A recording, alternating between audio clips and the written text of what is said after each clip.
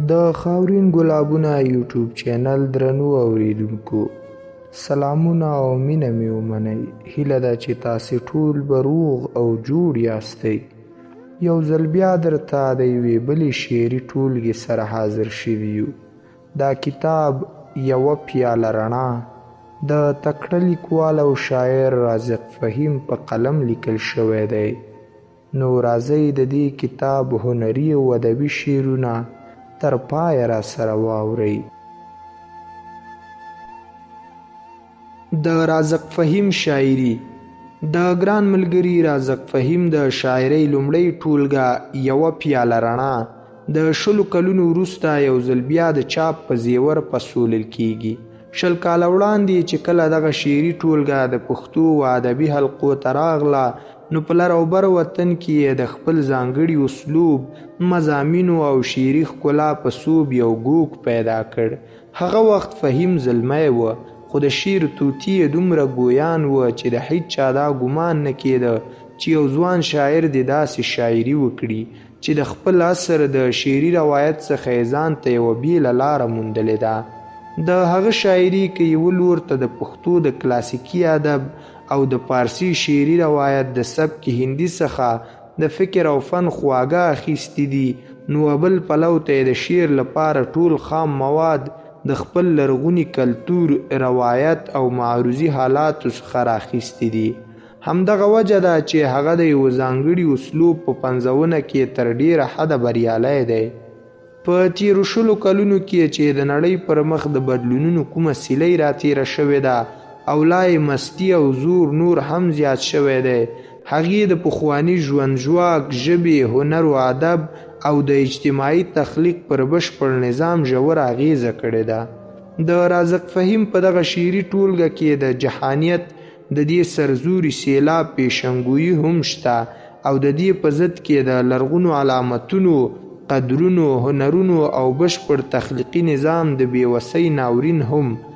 په زماني اعتبار دغه شعري ټولګه هغه وخت میدان ته راغله کله چې 21مې صدۍ تر ټولو لوی او خونړي جنګ زموږ و سیمې ته رامخه کړه، او اوس چې په دویم ځل چاپیږي نو زموږ و مخ ته د پایمال شوي پښتنې ټولنې ډېر عکسونه پراته دي. خو د فهیم په شاعرۍ کې که د روایت د ماتیدونکي کودي کرب شته، نو د روایت د دې علامتونو ته د نوې ژبې او معنا ورکولو بشپړ احساس هم شتون لري. هغه د ځان، جانان او دوران غمونه درې واړه سره ګډ کړي دي او د یو روښانه سباوون امکان یې د نوي تهذیب په نبض د پوهېدو او په هغه کې د خپلې لارې رایستلو سره تړلی دی. که چیرې موږ د فهیم یو څو شعرونه هم ولولو، نو په ډیره اساني به راته څرګنده شي چې د هغه 20 کاله پخوا چې کوم بغاوت د معاصر شعري طرز څخه د کلاسیک او روایت ولور ته کړی و، هغه بغاوت ته موږ په پښتو شعر کې د هندي سبک د نوي تشکیل نوم هم ورکولی شو. که څه هم د پښتو ځینې کرکتونکي د هندي سبک برجل سوړ بولي او ارواښاد صدیق پسرلی د دې طرز وروستی شاعر ګڼي، خو زما په نزد د رازق فهیم د شعر د تحلیل څخه دا خبره جوتیږي چې هغه د جدید او معاصر مضامینو په جلو کې داسې شاعري کړې ده چې د نازک خیالۍ، تجرید، ابهام، نکته سنجۍ، مضمون آفریني، ایجاز، اغراق او مبالغه، تلمیحاتو او په شعر کې د محاورې د استعمال څخه ډکه وه. د شاعرۍ د دې طرز تر ټولو لویه کارنامه هم دا ګڼل کیږي چې شعر د لوستونکي حسیات په حیرت کې مبتلا کړي.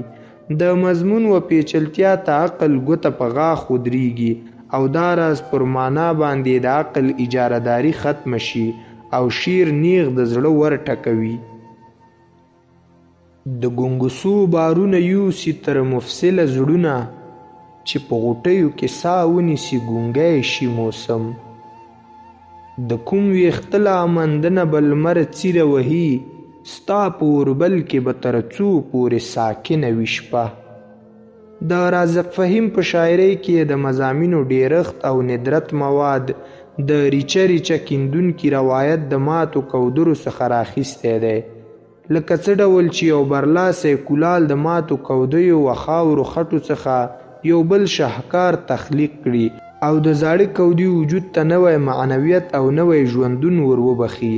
همدغه ډول رازق فهیم و پخوانیو استعارو، تشبیحات و اساطیرو او علامتونو ته نوې ژبه ورکړې ده. د هغه په شعر کې د تجرید، نازک خیالۍ، روایت او جدیدیت دغه پیوندکاري د هیلو د نویو زړو د رازرغونېدلو زیری راوړي.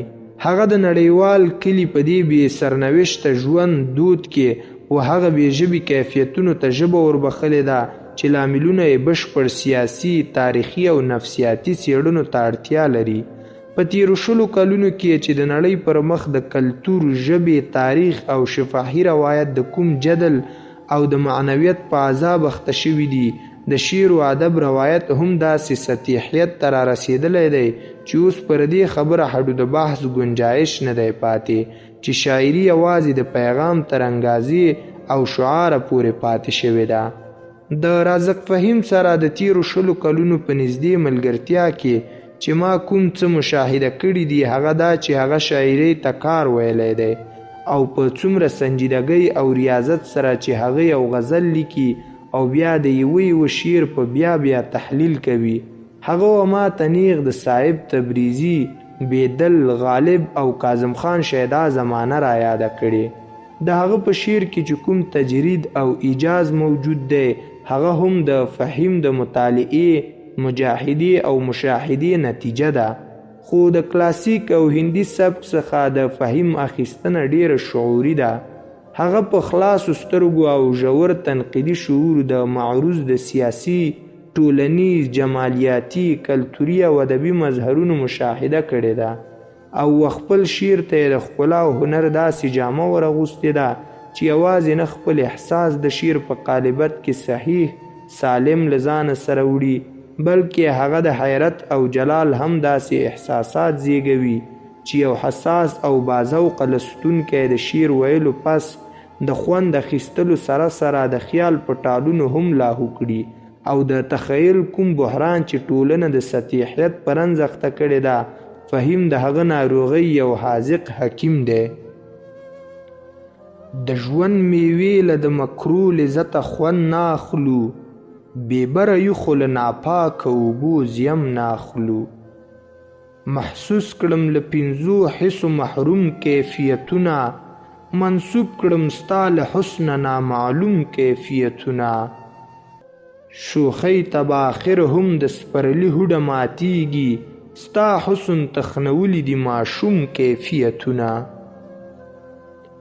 فهیم په خپله 30 کلنه مبارزه کې د یو ادیب او شاعر سره سره د یو ذمهوار پښتون دانشور په صفت هم خپل ځان را څرګند کړی دی. د هغه مبارزه یوازې تر قلم او شعرګویۍ پورې نه ده پاتې شوې. هغه د فکر بیدارۍ او عمل لپاره د زرګونو ځوانانو او پیغلو سره د امن، تخلیقي اظهار، کلتوري برکتیا، د پیژنګلۍ یا شناخت د تصور پر ګګلیچونو او ټولنیز زغم پر تصوراتو او موضوعاتو یو منظم، علمي او عملی کار پیل کړی دی. د یوې غزلې 2 شعرونه یې د بیلګې په توګه رااخلم. د اسمان کور مو د شملې د ول په څوکه ولاړ، د اسمان کور مو د شملې د ول په څوکه ولاړ، مجلس له سره د خپل برید تر کاږه سم نه اخلو. د کاروانونو تار په ستن پیایو په نیمه شپه کې، خو د امید سپڼسی په سپینه ورځ تر سپم نه اخلو. که یوې خواته هغه د روایت د اجتماعي لاشعور د خټې څخه د معنویت نوي کودي جوړ کړي دي و ګونګو علامتونو ته یې نوې ژبه او د اظهار نوی اسلوب وربخلی دی، نو بل پلو ته د قبایلیت او معطل شوي کلتوري عمل پر مظهر هم قاري ګزارونه کړي دي او د یو رسا معالج غوندې د پښتني ټولنې او کلتور په باطن کې هغه ناروغیو ته اشاره کړې ده چې د کلتوري عمل حرکت یې په ټپه درولی دی. په لاندیني شعرونو کې زموږ د معروضي حالاتو ځینې منظرونه او کیفیتونه په ډیره سالمه توګه بیان کړي دي. نه مو ګام پرېږدي تر ګامه، نه مو لاس تر خولې رسیږي، نه د چا پر پښه ولاړ یو، نه د چا پر لاس ختلي. ذلتونه مو له پاسه بې ستونه اسمان ویني، دیوالونه یو تر بامه پر پردي اساس ختلي. زموږ بې وزله ورځ زموږ د خپل غیرت خودکشي، زموږ بې وزله ورځ زموږ د خپل غیرت خودکشي، موږ د قاتل د وس کسات هم د مقتول اخلو. د پښتو د شعر په دې ارت افقي او متوازي جهان کې به د رازق د شعر زمزمه او ګوګ تر ډېره اورېدل کیږي. که څه هم دا د هغه د شاعرۍ د لومړۍ ټولګې یوه پیاله رڼا دویم اډیشن دی او د فهیم د ناچاپې شاعرۍ دویمه ټولګه ډېر ژر راتلونکې ده.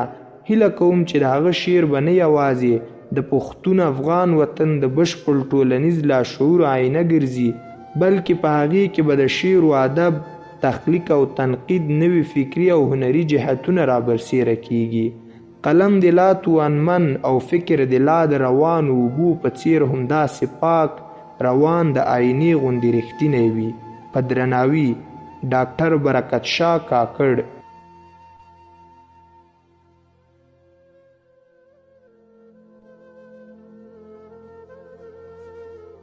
خپلې خبرې یوه پیاله رڼا زما د شاعرۍ لومړۍ ټولګه ده چې تقریبا 20 کاله پخوا تر چاپ وتلې وه.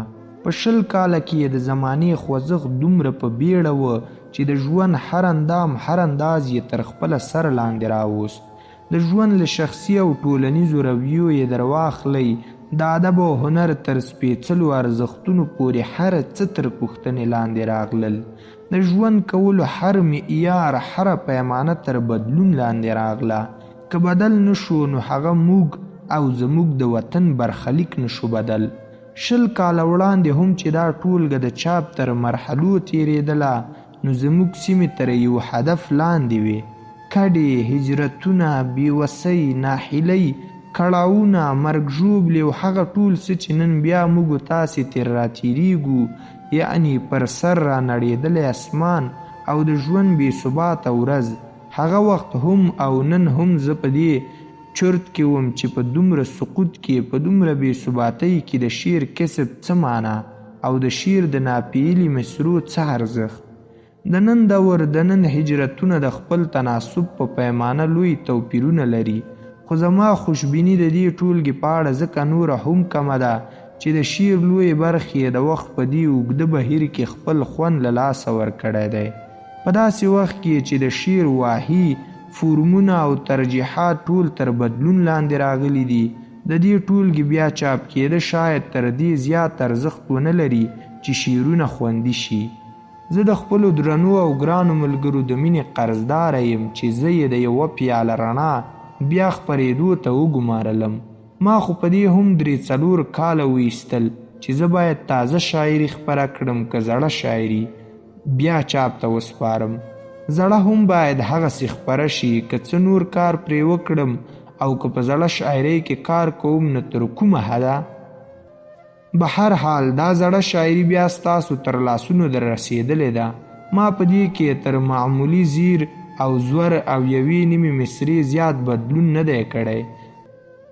یو غزل البته داسې ده چې ما یو رنګه له نوي سره لیکلی ده او هغه هم داسې چې د هر شعر ثاني مصره تقریبا هم هغسې پاتې ده.